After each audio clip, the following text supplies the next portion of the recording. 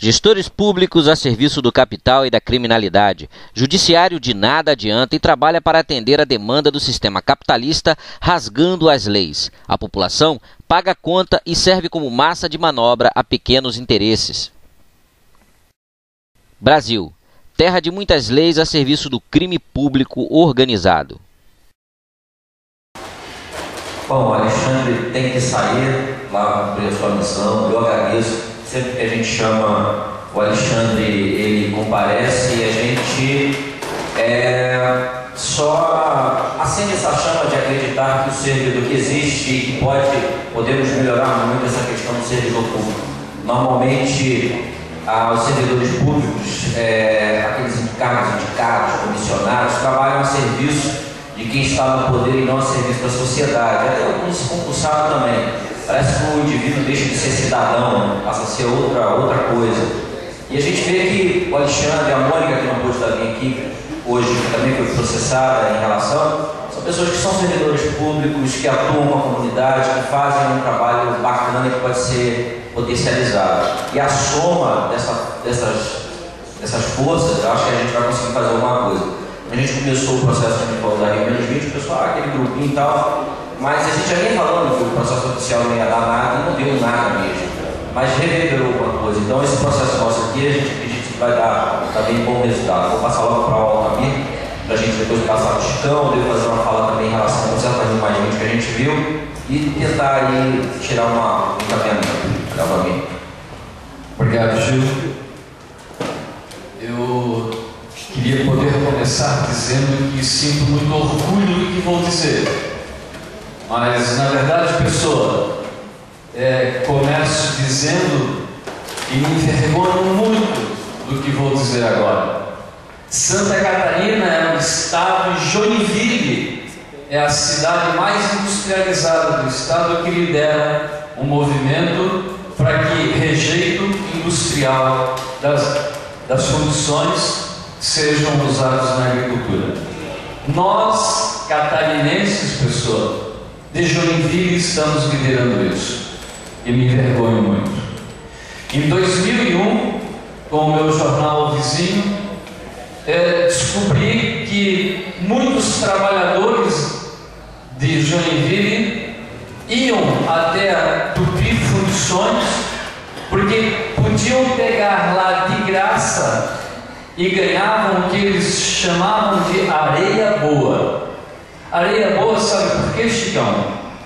Porque eles pegavam aquela areia, que era rejeito de fundição, que a Tupi, ao invés de colocar em depósito controlado, dava para a população, socializando o seu passivo ambiental, e a população levava para sua casa e espalhava no seu terreno. Areia boa, porque depois que espalha aquela areia no terreno, pessoa, nem tiririca nasce mais. E aí ele não precisava, no pouquinho tempo de folga dele, de operário, gastar o seu tempo limpando, capinando o seu terreno. Aquela areia boa fazia esse serviço para ele, e ele podia então ao domingo ir à missa e ficar um pouco com a sua família. E assim milhares de toneladas de areia boa foram espalhadas por Joinville.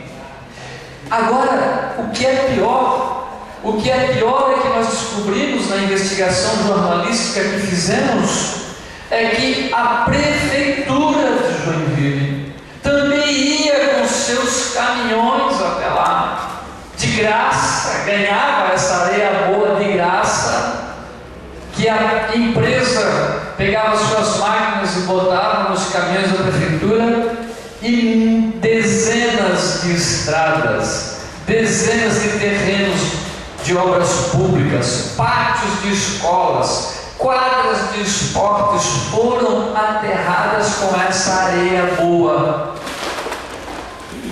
a ponto inclusive de um ex-secretário municipal dizer, quando fizemos uma audiência pública na Câmara de Vereadores, na sua simplicidade de um homem simples do bairro eleito, e ele disse: Eu sabia que essa areia dava problema, né? É que eu pegava lá com os caminhões da prefeitura e a gente até botava lá nas quadras, nas ruas, aí as crianças, quando as crianças saíam para brincar de bicicleta, caía, e aí cortava tudo o joelho, se ralava todo com aquelas coisas pontiagudas que cortava lá da fundição. Isso a gente sabia que dava esse problema, mas a gente não sabia que isso tinha ali também cancerígeno, fenol, que pode provocar câncer. Porque todos vocês sabem, na areia de fundição, uma parte dela tem um componente chamado fenol, que é cancerígeno, e que era tudo misturado, e essa areia toda então era socializada. Pior ainda, é lá em Santa Catarina, na região norte, em Joinville, que estão os mais importantes estuários do sul, do hemisfério sul do planeta. O estuário da Baía Babitonga. E o estuário da Baía Babitonga está completamente contaminado com metais pesados, cancerígenos e com milhares de toneladas de areia de fundição. E então, no fim do ano, faremos uma coletânea dessas denúncias todas, com este livro, em que ele traz então esta história dessas reportagens todas, denunciando esse reuso das areias de fundição sob várias formas, sendo que deveriam estar em aterro controlado. Muito obrigado. Família. Nós estivemos lá em Joinville, também fizemos a gravação lá em Joinville. Bom, agora direto e reto para o companheiro Chicão. Bom dia, agradecer o convite, sempre estou aqui na TCE. Eu vou falar um pouco da questão do aterro metropolitano, que agora está sendo colocado em Seropédia. A minha especialidade, na verdade, é violência urbana. Tem um trabalho aqui na Baixada sobre só coisa leve, grupo de extermínio, tráfico de drogas. Inclusive, várias das pessoas que eu cito no meu livro, membros do grupo de extermínio, hoje são prefeitos, vereadores, deputados nessa região aqui. A violência aqui é uma questão endêmica mesmo, muito forte. Inclusive na chacina que houve aqui próximo, teve uma audiência aqui junto com o secretário da época, da Giba, Exatamente. Mas aqui nós estamos numa região que produz o maior número de assassinatos e homicídios do país. Aqui é uma média em torno de 70, 76 assassinatos por grupo de 100 mil habitantes. Então vocês têm essa dimensão dessa região. Nós temos que mais nada no país. Nós contamos com padrões internacionais de guerra. Se mata mais aqui do que em várias regiões conflagradas de guerra civil declarada. E é uma execução sumária permanente.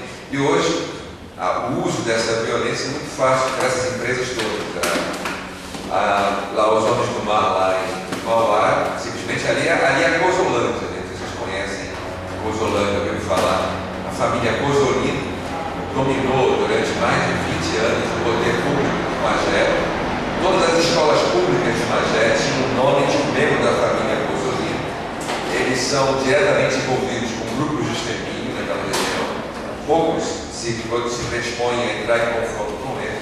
E a ex-prefeita de lá, Lúbia Cosolino, foi afastada do cargo de prefeita. São de vinculações com o tráfico de drogas, várias investigações que foram feitas. Nessa região é uma das regiões mais dramáticas. Quem quiser saber um pouco mais, tem um livro chamado Os Barões ao Extermínio. Se vende em alguns lugares, em poucos lugares, às vezes, porque tem indicação de nomes dele. Mas o caso lá do aterro Seropédia é um caso também de poder político. Eles não usaram de grupos de extermínio ainda, né? Não foi necessário, porque usaram de um poder muito maior em cima de uma cidade de 68 mil habitantes. Junta-se a Raster, que se fundiu com a Júlio Simões e formam a SERB, cujo nome é fantasia Ciclos. Eu falei para vocês aqui de 4 nomes de empresas que, para a população, simplesmente elas não conseguem acompanhar a velocidade da junção do capital, porque elas não sabem com quem estão lidando. Essa empresa entra em 2007 com um pedido de alteração da lei orgânica do município de Seropédica. Esse pedido entra em uma sexta-feira e é aprovado numa segunda-feira. O mínimo que eu posso dizer é que houve uma grande sacanagem, mas eu posso dizer que todos foram comprados. O prefeito e o vereador da cidade foram literalmente comprados. E nós questionamos isso na justiça e perdemos na justiça, porque o INEA é o órgão licenciador, o INEA reconhece todo esse procedimento. A empresa, junto com os vereadores e o prefeito, alteraram quatro artigos da lei orgânica do município. Primeiro, permite a entrada de lixo de fora da cidade, dentro da cidade. Segundo, permite que empresas possam operar com esse lixo. Terceiro, altera uma área de preservação ambiental, uma APA, diminuindo o tamanho dessa área, que era o local onde iria ocorrer o empreendimento. E quarto, simplesmente constrói uma área do tamanho da área rural. Nós somos uma das maiores universidades no território do país. Nós temos 3.600 hectares de terra da universidade.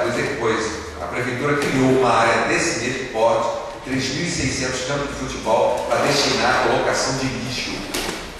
Que o Seropédica fez. Logo em 2008, nós começamos essa luta, que foi no final de 2007, a luta contra isso. Infelizmente, a universidade, eu faço parte dela, não atuou de forma adequada, nós não fomos ágeis. Eu sou um pró-reitor, não sou reitor, eu moro na América como reitor, sou pró-reitor. Eu trabalho sobre a administração de um reitor. Eu tenho críticas internas, então, a minha própria gestão, eu acho que foi muito demorado. Não foi suficiente para poder alterar o rumo de toda essa luta. A hashtag, nós fomos até o INEA, debater com o INEA, nós temos um laudo de investigação sobre a área. A área chama-se Aquífero Piranema, é estudado por geólogos da universidade. Esse aquífero, ele tem profundidade de 70 a 90 metros de profundidade. Ele é todo em terreno sedimentar, é areia. Se você cavar meio metro, é uma enxada, você cavar meio metro em cima daquela região, você tem água aflorando. Tem água para 140 mil habitantes serem abastecidos, água potável. Esse é o aquífero Piranema, todo fragilizado, pois é nessa área que a hashtag Júlio Simões, o INEA e os criminosos, o senhor Sérgio Cabral, o senhor Eduardo Paes, o senhor Carlos Lima, são criminosos, assassinos, destruíram um aquífero. Foi isso que eles fizeram. Estão matando capacidade hídrica de uma região imensa. Vão contaminar a universidade, já estão contaminando a Chapéu, uma pequena população de 8 mil, não tão pequena, 8 mil habitantes, que nos enxotaram de lá. Por quê? Porque a hashtag Júlio Simões, a Sérgio, ofereceu emprego para eles. Hoje você anda lá e você vê os uniformes verdes da empresa pendurados nos seus varais. Eles são funcionários daquela empresa. Só que hoje eles estão morrendo contaminados pelo chorume, podem ser contaminados por várias epidemias e doenças.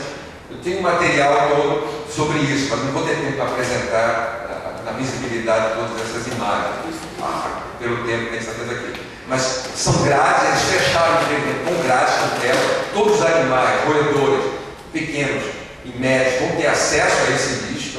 É uma área toda inundável. Eles fizeram, se você ver toda a descarga de água que desce da serra, que alimenta o aquífero é alimentado pelas chuvas que descem da Serra das Araras e percola e alimenta o aquífero. Essa chuva é inundável. Em alguns anos, de 30 em 30 anos, a população sabe, precisa de um estudo mais detalhado. Não. Você basta conversar com a população. Jorge teve lá, conversou. Você conversa, eles vão dizer, no ano tal, inundações que vão transbordar, 67 também, são datas recorrentes que vão aparecer no cenário daquela população.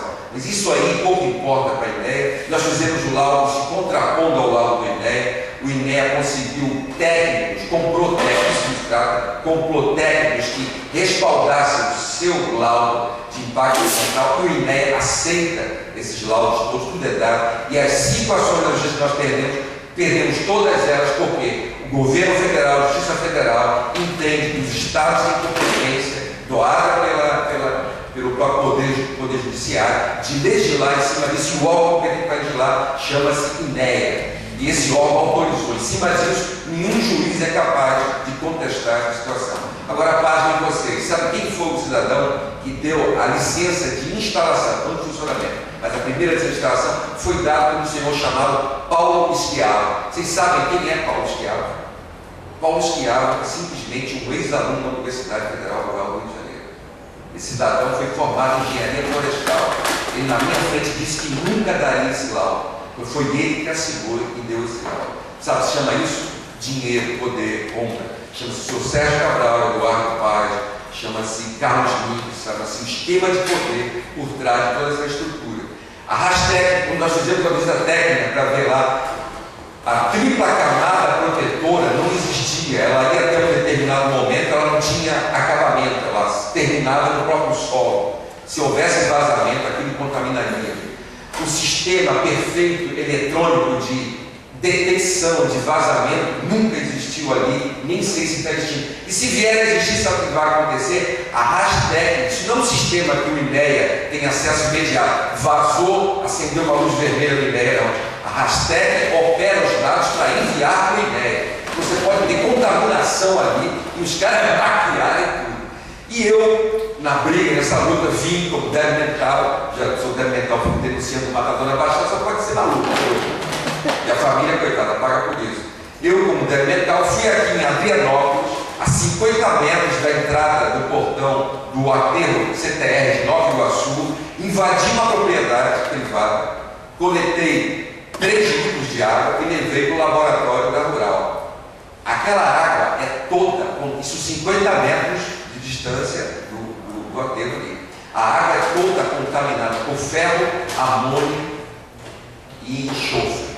A água toda contaminada. Adrianópolis, toda aquela região, as pessoas vão dizer para você, abriu o poço, veio o cheiro, choveu, veio o cheiro da contaminação toda na água daquela região. Assim vai ser seropédica, assim já é seropédica a contaminação do lençol freático. A nossa luta foi em glória, nós chegamos a paralisar estradas, fizemos audiência pública. O que eu estou dizendo aqui, Morelli disse lá na Assembleia Legislativa, mas isso não tem efeito nenhum. O senhor Eduardo Paz vai fazer publicidade para a hashtag, dizer que é um sistema do futuro, tirar o lixo. A Baía de Guanabara ia ter o maior acidente ambiental do mundo ali, do país. Aquele aterro metropolitano do Jardim Gramacho, ele tem uma rachadura, já está no tamanho de uma pessoa. Já tem a distância dessa rachadura, aquele aterro todo, a montanha de lixo ia adernar dentro da Baía de Guanabara. No que adernasse, ia tapar a saída da água do Rio Iguaçu, do Rio Saracuí. Iam ser 10 dias de inundação da Baixada Fluminense. Como eles tinham isso como emergência, para salvar a Rio mais 20, para salvar todos os mega eventos, para favorecer todo o capital, esse novo prédio hoje no Rio de Janeiro, em cima dessa linha, ele arrancou aquilo de lá e jogou em cima do aquífero distante de uma universidade que foi incapaz de lutar. E nós hoje vemos esse drama lá. Hoje tem esse debate que a Fox está comprando a hashtag, a SERP, a Judicial Hashtag, para transformar isso numa nova tecnologia. Isso é uma esperança, não? A gente não sabe até que ponto isso é real, isso é verdadeiro. Os capitais se movimentam, o dinheiro, o lucro é muito mais importante do que qualquer outra coisa. Então, dane-se contaminação do aquífero, dane-se contaminação. Além da contaminação, agora vocês vão gostar. Logo depois que a população, coitada, a gente tem compaixão e dó daquela população. Porque eles apoiaram o empreendimento que estava no emprego. Mas logo assim que apoiaram, começaram a chegar pessoas diferentes lá no Chaperó. O Chaperó é um bairro rural. Você vai lá, você vai ver. É no bairro mesmo, a população rural, mas toda trabalhando no mundo urbano, porque não tem mais ocupação rural e seropédica. Começaram a chegar pessoas diferentes naquela comunidade. Quem são as pessoas diferentes que chegaram lá? Chuta aí. Quem são as pessoas novas que começaram a frequentar Chaperó? Pessoas que começaram a assaltar, tráfico de drogas, tráfico de armas, comando vermelho, literalmente. O comando, que já não tem mais a mesma entrada no Rio de Janeiro, precisa de mercado, entrou lá. Aí começa a chegar caminhões de lixo escoltados. Já tinha Jardim Gramacho, uma história de Jardim Gramacho. Caminhões de lixo escoltados com pessoas fortemente armadas. Sabe o que é isso? Transporte de drogas dentro de caminhões de lixo. A população agora é assaltada, é violentada nos seus direitos.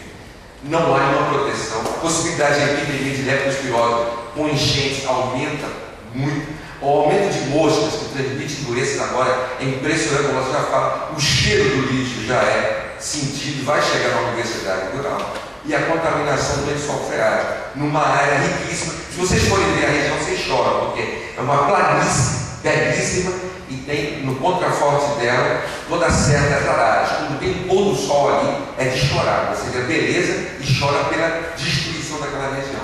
E uma universidade pública foi incapaz, por todo o nosso conhecimento, por toda a nossa capacidade de organização, de linguagem para a população, a gente foi incapaz de se contrapor os interesses dessas pessoas que eu já citei, dessa empresa criminosa e demais grupos políticos que se fazem presentes nesse movimento. Então, Baixada é isso. Você tem um arco metropolitano que só no município de Nova Iguaçu arrancou 88 mil árvores. Plantou alguma árvore aqui? Nenhuma árvore plantada. Passou por cima de 18 sítios arqueológicos. Eles só recolheram objetos e estocaram os onde eram. O sítio arqueológico que ia ser preservado não foi nem preservado.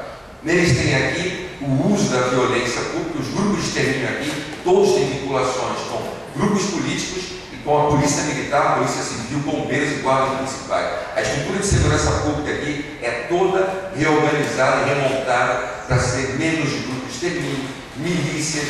Lá em São Bento, que é um bairro de Duque de Caxias, tem muitos também, eu moro em Duque de Caxias, morava em Vigário Geral, agora tive um avanço social para em Duque de Caxias e agora estou do lado do Zito. Eu não posso mais falar nome porque minha família foi entender, eu tenho risco já. Mas eu estou do lado dessas pessoas todas, convivo que eu sou correspondente de guerra. Não estou aqui para depois voltar para não sei para onde, tipo Zueli Ventura, que escreve essas coisas de correspondente de guerra e volta para a sua zona sul solar. Eu moro no ar, eu moro no escuro mesmo que é aqui. Esse projeto lá no São Bento tem um belíssimo de um museu vivo, um museu de percurso. Simplesmente a milícia da região está desmontando uma APA, chama-se Morro do Céu, é uma área de preservação ambiental, para vender barro para a população, aterrar uma outra APA e morar em cima de uma outra área. Isso foi denunciado pelo secretário municipal de Segurança Pública, o secretário municipal de Meio Ambiente do Duque de Caxias, o senhor Samuel Maia, ex-membro do PT, a qual eu ajudei a fundar, que hoje eu não faço mais parte do PT. Já há uns 6 anos que eu faço parte desse partido. Samuel Maia hoje simplesmente não faz nada em relação à milícia, em relação ao problema militar, porque diz que sofre de problema de segurança. Isso é mentira. O que há é locupretação dessas relações todas entre poder público, segurança pública, empresas criminosas, tudo é um conjunto. Eu achava que ia para a questão ambiental para poder me proteger, porque já não aguentava mais lidar com a questão urbana, questão de violência urbana. Hoje eu sei que se você vai parar em qualquer questão ambiental, CSA, lixão, aterro metropolitano. Sabe o que aconteceu com o arco metropolitano? Sabe, aqui tem um lugar onde tem uma comunidade, uma família inteira foi assassinada. Chama-se Nossa Senhora dos Mártires da Baixada, chama-se Jardim Amapá, a comunidade. A família inteira foi morta, até hoje ninguém sabe porque ela foi morta. Os caras entraram na casa dele e não comerciaram. A desconfiança dos caras queriam vender droga lá e ele não quis, ele era um nordestino. Pois eles amarraram o cara, mataram as 3 meninas na frente dele e mataram a mulher grávida na frente dele. A comunidade comprou aquela casa e fez a igreja em cima do lugar da casa e manteve o espaço da casa como um santuário. Você vai lá, você visita aquele cômodo onde morreu a morte. Um ano depois, quando eles abriram a casa para começar as obras, havia brotado. Os assassinos mataram os pintinhos e arrancaram as plantas ao redor da casa, mataram toda a forma de vida. Um ano depois, quando abriram a casa, havia 1 metro de roseira dentro do quarto quando aconteceu. Eles têm a foto lá, só vocês verem, chama de Jardim Amapá. Há alguns anos atrás, entrou um sujeito lá dizendo que era dono das terras, tinha título de propriedade, chama-se Grileiro. Ele desapropriou mais de 20 famílias das suas terras, porque o arco metropolitano ia passar e ele precisava fazer isso. Ele deu a primeira parcela de pagamento das pessoas e sumiu.